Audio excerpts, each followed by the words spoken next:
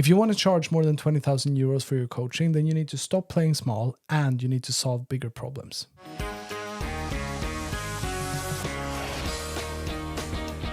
So in today's episode, we're going to make sure that you're going to be able to deliver way better results to your clients, that they are going to be able to pay you so much more, and that you're going to be able to make a tremendous difference for the people that you choose to work with. And what we're going to talk about today is making sure that we break out your avatar. Yeah. And before we do that, let's get personal. I'm so happy that we like to do stuff together. We have shared interest, and I think it's so much fun. I'm really valuing that we spent time working together, but we also spent 99% of our free time together because we like doing the same things, which means that in the summer, we play a lot of golf. We like playing golf, both of us, and that's what we do. We spend a lot of time on the golf course. And we just spoke about a couple of weeks ago that we need to do something in the winter because we're not getting enough exercise. And we decided that we're going to start playing tennis. So we just started, last week, we started on tennis training. And I'm sore. Yeah, and I love it. And I got to express my love to you for your birthday, buy you a new tennis racket. It's so important to design the life that we really want to live and how to combine it. And yes, we are spending a lot of time together, 99% of time in work. We're spending it together. It's a privilege to be able to have and share a life on so many different levels. I'm beyond grateful for that. Absolutely. This episode is for you who always feel like you're attracting people who have no money, who don't want to buy, or who's not committed to the process. Since coaches are people who want to help other people, a lot of people, when they are choosing who to work with, they are choosing to work with people who needs help the most. Yeah. Who's the most broken person I can fix? They want to be the savior. And being a savior is not going to help anyone.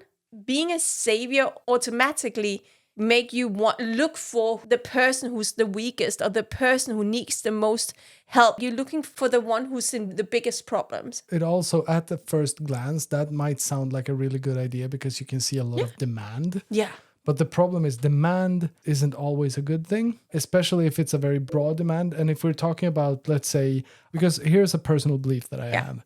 People who are homeless and are struggling, they deserve a home and they deserve another lifestyle. Am I going to be the coach that helps homeless people? No.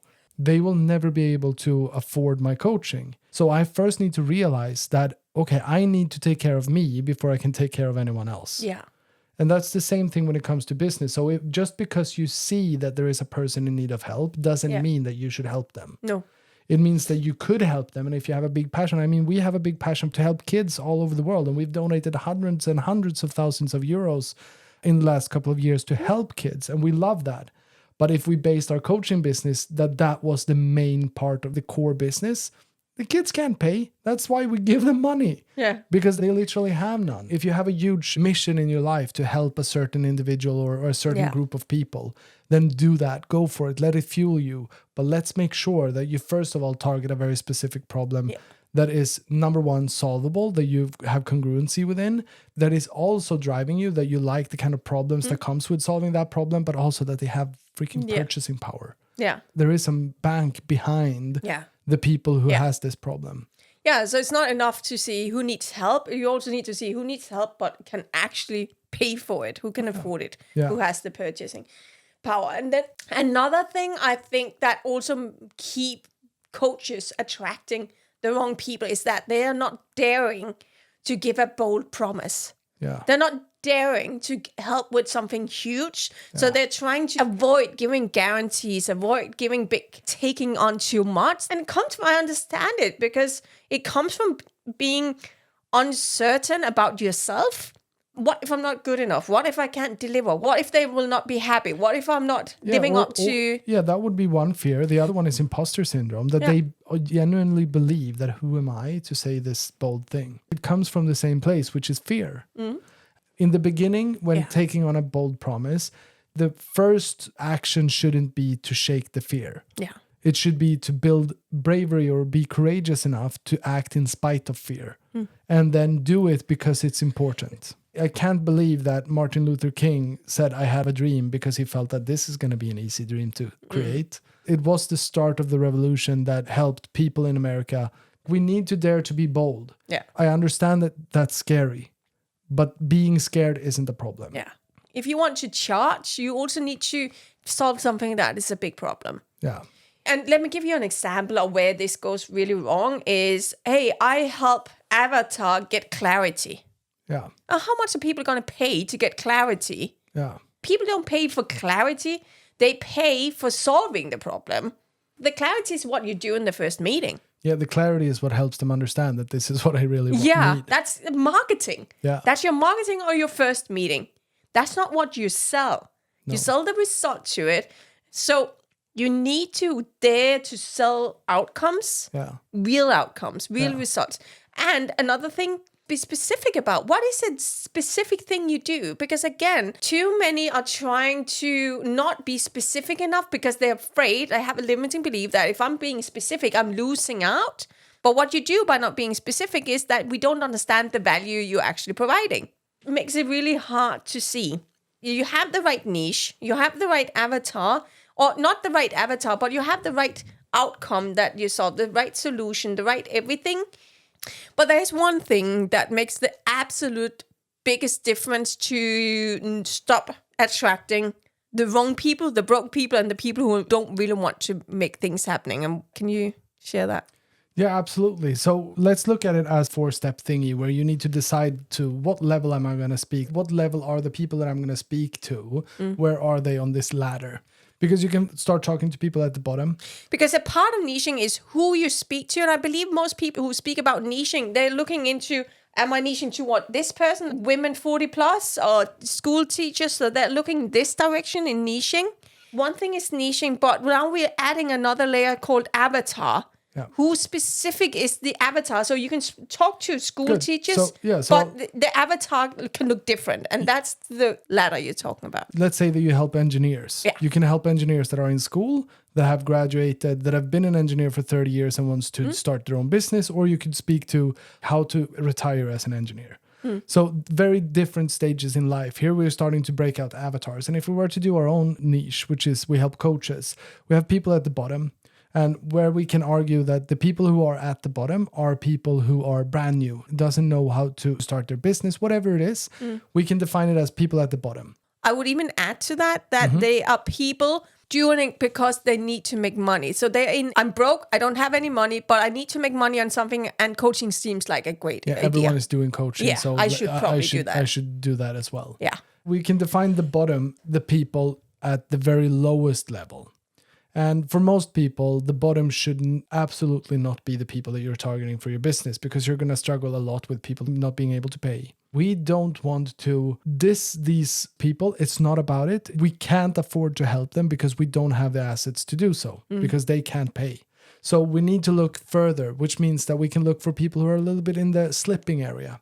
They are doing well, but there is something that keeps them from the next stage, which is stable. Let's discuss stable. When I define stable coaches, it's all of those coaches who make 5,000 euros a month or more. They've got stuff figured out. And the people who are then slipping are then people who have made 5,000 euros, but can't do it again and again. Bottom, we have slipping, we have stable, and then at the top, we have the leaders of the industry. When we're looking at the leaders of the industry within our niche, which are coaches, they're doing like 84,000 euros a month, which is 1 million euros a year and above. That's already within the top 1% of coaches. The stable level could be people who are stable on a plateau, which is I've reached 30,000 euros and I'm stable at 30,000 euros. It seems like I can't get further. So then you need to look into, okay, what's the common plateau that my avatar is on? Where would I be happy to act and to help and to make a real impact? Yeah. And one more thing, let's say that you speak to stable people, you are going to get all the slipping people and you're going to get all the people at the bottom as well. Because the people at the bottom and the people who are slipping, they are aspiring, which means that they're looking towards whatever it is that they want to achieve. And it's super important to understand that all human beings are aspiring. They're looking towards where is the result and the outcome that I want long term, which means that they're going to follow you. And they're going to be around you and they're going to want to buy stuff from you. And I can give you an even better example. In our business, we help coaches to go from 5,000 euros to 30,000 euros per month. That is our core thing that we do. 95% of the people that we meet haven't done 5K yet.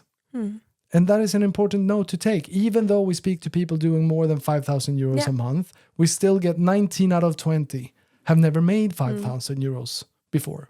So with that said, we have a different program as well for beginners, for people who wants to get to that 5,000 euros per month level. But we don't market it. We don't talk about it openly. I am now because I'm giving an example. But in our marketing, we're speaking specifically about one specific problem.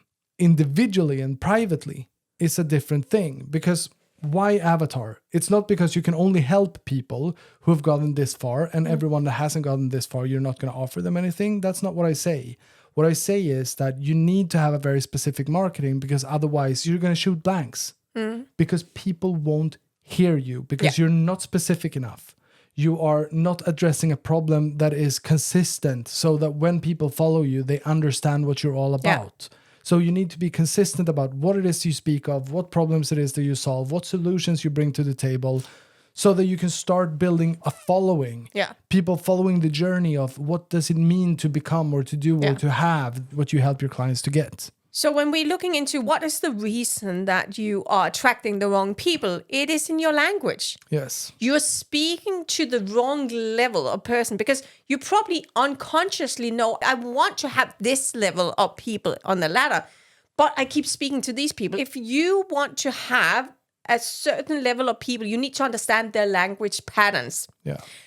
If you speak to a lower level, you'll not get a higher level. Yes, super important. Just want to pause because it's so important. Yeah. If I were to speak to beginner coaches, then I would never have anyone that makes money in their coaching business to follow me. Yeah.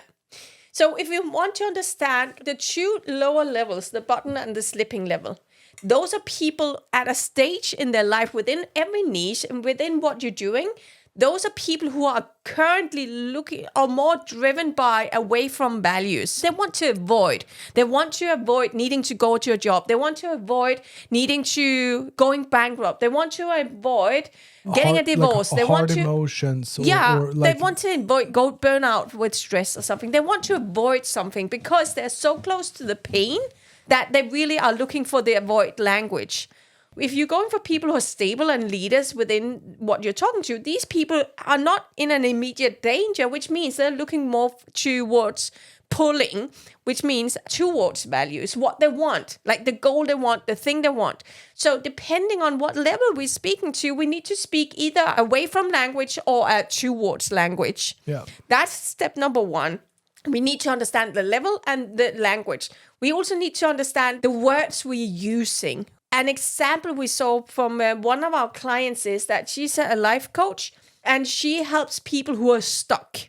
Yeah. And she had the problem that everyone who came to her was just broke, without a job. That's literally where they were stuck. They were without a job and just mentally burned out.